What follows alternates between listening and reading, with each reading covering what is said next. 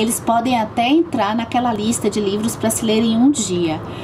Mas se prepare, porque alguns desses aqui vão ter uma intensidade tão grande que talvez até você possa parar no meio para pensar o que eles estão querendo dizer ou conversar com vocês. Esses livros fininhos, mas intensos demais. Primeiro livro curtinho, mas que ficava tendo que parar várias vezes para absorver o que essa menina aqui, Rupi Kaur, com outros jeitos de usar a boca. Esse livro é polêmico, porque alguns dizem que não é poesia, mas para mim foi poesia. 3 palavras, mas o que essas 3 palavras vão fazer com você, meu amigo, talvez, porque leitura é muito individual, né, mas o que essas palavras fazem, assim, dá para você descrever em 1000 palavras. Então, como que não precisa, às vezes, você falar muito. Os temas das poesias, tá? Vou falar poesias pra mim, tá? Porque são poesias pra mim. Não sei só do ponto de vista acadêmico, mas as poesias da Rupi Kaur, elas conversam de temas que inevitavelmente acho que vai acabar sensibilizando a gente, porque tem abuso, tem amor, tem sexo, tem paixão, tem maturidade, amizade. Então, principalmente nesses temas de abuso, de sexo, de amor, são lindos os versos dela. Outro livro que eu li rapidinho, e como esse livro ficou na minha cabeça até hoje, eu não consigo esquecer esse livro. Toda vez que eu leio um livro que trata do tema dele, eu já fico... O Conto da Ilha Desconhecida, do José Saramago. Porque é um conto curtinho demais. Eu acho que não tem nem 100, nem 80. Gente, 62 páginas de explodir a cabeça. Assim, de pensar, esse conto ele fala por meio de metáforas. Então, não são 62 páginas, meu jovem padawan, de ler correndo. São 62 páginas para desfrutar, depois até parar e reler, porque trata do que é viajar para uma ilha desconhecida. Um jovem vai para um rei pedir um barco para ir para a ilha desconhecida. E por que é importante ele ir para a ilha desconhecida? E o que é essa ilha desconhecida? Tá aqui. O próximo é um livro muito delicinha. Esse eu li realmente numa sentada. Que delícia! Que coisa! 2 já, da Inês Bortaguerrey. Aqui é uma historinha vista pelos olhos de uma criança que tá saindo com a família para as férias. Uma viagem de carro de férias.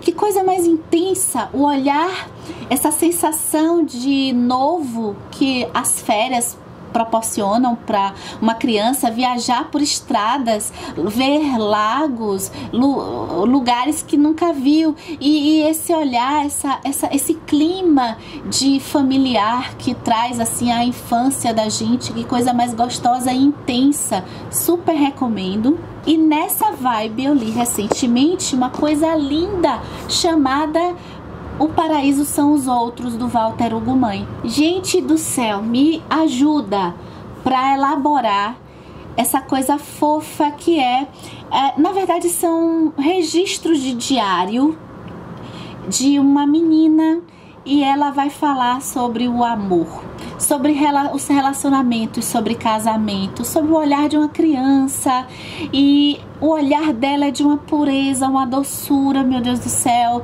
Tem fotos aqui também nessa edição, que eu acho que ela não tá mais, porque é da Kozak Naif, essa editora não existe mais, mas mesmo que você procure o texto, O Paraíso São os Outros, vale muito a pena ler somente o texto, é lindo. Walter Ugumãe realmente, ó, é pra ficar, nossa, futucando o nosso coração de um jeito. As 2 próximas indicações são livros mais teóricos, mas são fininhos e são muito maravilhosos, assim. O primeiro é o Verdade, organizado pelo Danilo Marcondes. Esses livros fininhos, né, tanto esse Verdade quanto o próximo que eu vou falar, eles são bons pra gente ter um aparato geral sobre algum assunto, e para depois a gente procurar as citações que nesses livros estão, a gente procurar acreditar, se a gente quiser, ou então ficar com aquela coisinha futucando a gente. O Verdade, ele vai tratar do que é a verdade. E aí é filosofia, né?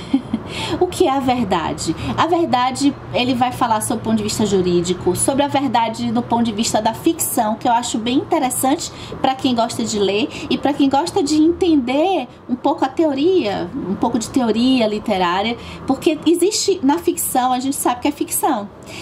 Mas a ficção precisa ser uma verdade, mesmo sendo essa mentira, que pode ser, eu posso estar lendo fantasia, eu posso estar lendo ficção científica, e mesmo sendo uma mentira, tem que parecer verdade para mim. Então esse livro, ele mesmo fininho, ele tem que ler com atenção. Eu não consegui ler em um dia, porque eu acho que ele é bem intenso nos argumentos que ele coloca, e também eu digo isso para Djamila Ribeiro com O que é o Lugar de Fala, uma porta de entrada para o feminismo negro, para a gente entender o feminismo negro, para a gente entender a questão histórica da produção de conhecimento, de que lugar Karl Marx, por exemplo, ou Foucault, eles estavam falando as suas teorias. Eles levaram em consideração realmente que aspectos? Será que não faltou alguma coisa?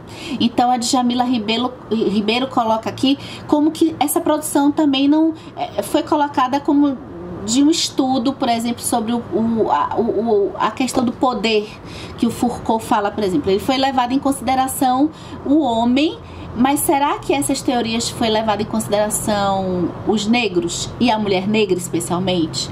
E isso é que a gente vai entender o lugar que cada um está falando, nosso lugar também, de nossa fala. Nossa produção de ideias do que a gente acredita é colocado a partir de onde? Se eu tenho um posicionamento político, por exemplo, eu tô aonde? Eu tô no Brasil, eu tô em que realidade? Eu tô na favela ou eu tô na cidade? Eu tô classe alta ou classe pobre? Esse lugar, eu sou homem ou sou mulher? Enfim, então a gente entender, eu estudei, até quando eu estudei ou não estudei. Então a gente entender o lugar que a gente está falando também é muito importante. Então esses livrinhos, gente, essa dica desses livrinhos aqui é uma dica assim para quem quer dar um dinamismo na leitura, mas ao mesmo tempo quer uma coisa para pensar. Então fica aqui a dica.